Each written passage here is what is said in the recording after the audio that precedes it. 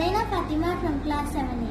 Today, I am going to present an activity to test whether a substance is a conductor or an insulator. The materials you will need are some small electric bulbs, some cells, 3 connecting wires and thumb pins. Connect the positive terminal of the cell with a wire to one of the terminals of the bulb. From the other terminal of the bulb, connect the wire to the thermocol sheet using a thumb pin. Take the negative terminal of the cell and connect it to the thermocol sheet using a thumb pin. Now take the material to be tested. Place the material over the thumb pins. As you can see, the bulb glows, which shows that the circuit is complete. So, the material we have used is a conductor. Now, we will take another object. For example, I have used an eraser. Place the eraser on the thumb pins. The bulb doesn't glow because the circuit is incomplete, which shows that the rubber is an insulator. Thank you for watching.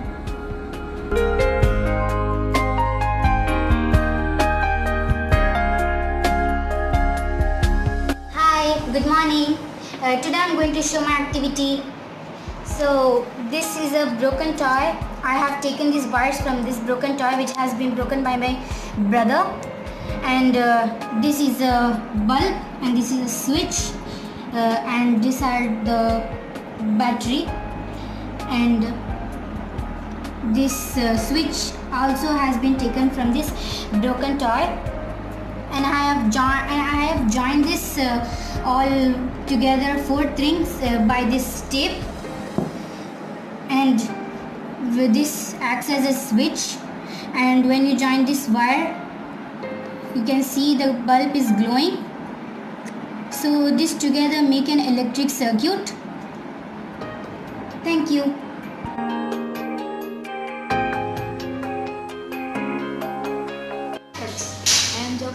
From class 7A to present a project on electric conductivity, and the materials used are 2 batteries, electric wires, 2 thumb pins and a LED, and we have conductive materials and non-conductive materials. So we are going to test the conductivity test of these materials. So I am going to take a metal rod and a plastic piece. We have a metal rod. The metal rod makes the light blink, so that we can understand that this metal rod is a conductor.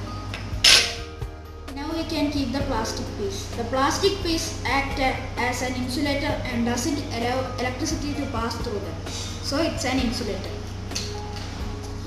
Now I am taking 2 scales. This is a metal scale and this is a fiber scale. So when the metal piece scale is kept, the light blinks, so we can understand that this is a conductor. Now I am placing this fiber scale. The light doesn't glow, so it's an insulator. Now I am keeping this rubber and a key. The key acts as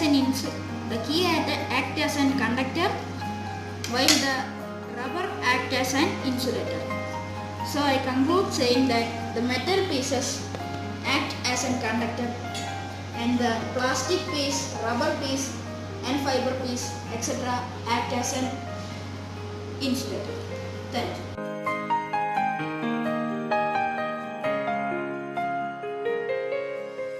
Today I am going to make an electric tester.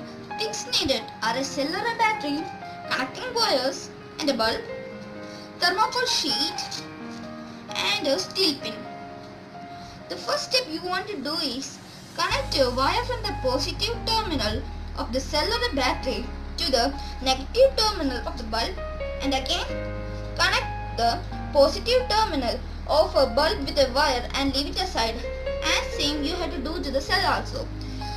Connect the negative terminal of the bulb with a wire and leave it aside. Now you want to take a pin. I took a metal pin and place it here. And the black wire which is coming from the negative terminal of the cell should be connected like this and hold it, and the red wire coming from the bulb positive terminal should be like this and attached to the pin. The bulb starting to glow, which states that it is forming a closed circuit. That means the pin which I have used now is a conductor. Thank you.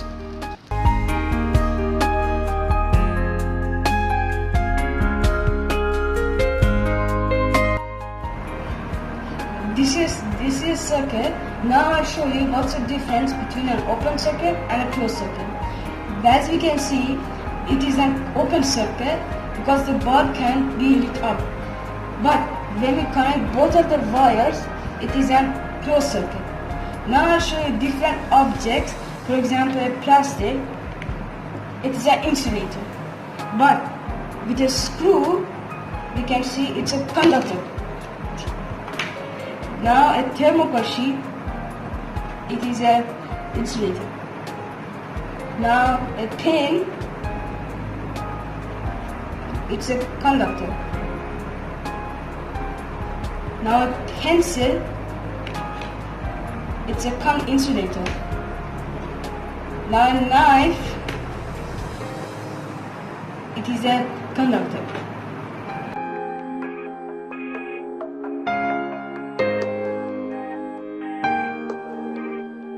To make electric tester, we need thermocol sheet, two batteries, some copper wires, bulb and a pin.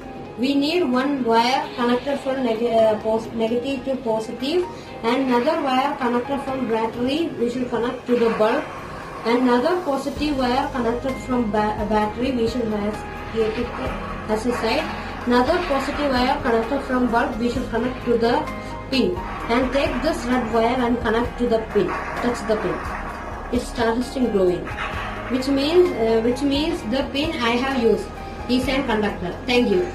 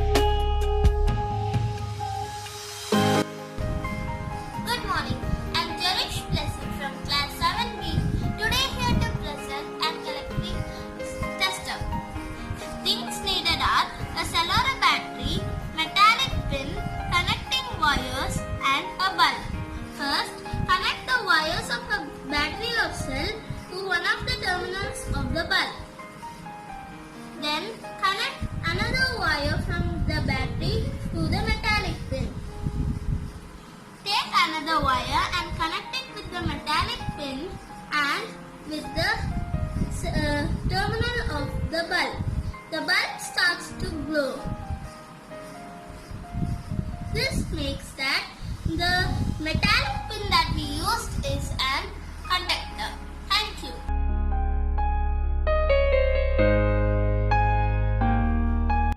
I'm Aisha Jimbal from class 7A and this is my conductivity test. So I have a cell here with a negative wire and a positive wire. The positive wire is connected to the bulb and the negative wire is connected over here where I'm going to put items to see if they're conductors or insulators. First I have a metal nail, and if I put it, the bulb will glow. Then I have a copper wire.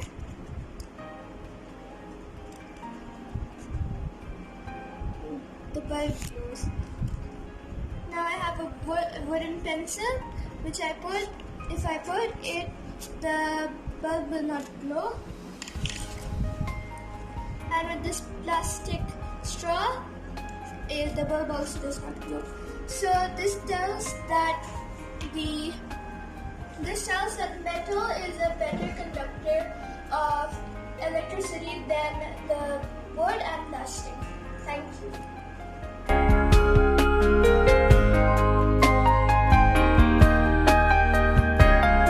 Hello, I'm Javirna. I'm going to explain how the bulb glows in an electric circuit. Take two cells, two wires and a bulb. Connect the positive terminal of the cell with the wire and the negative terminal of the bulb. And take the second cell and connect the negative terminal of the cell with the wire and the positive terminal of the bulb, and connect the both cells with the positive and the negative terminal. As when we connect, the bulb starts glowing. This experiment shows that the bulb glows with the help of an electric circuit. Thank you.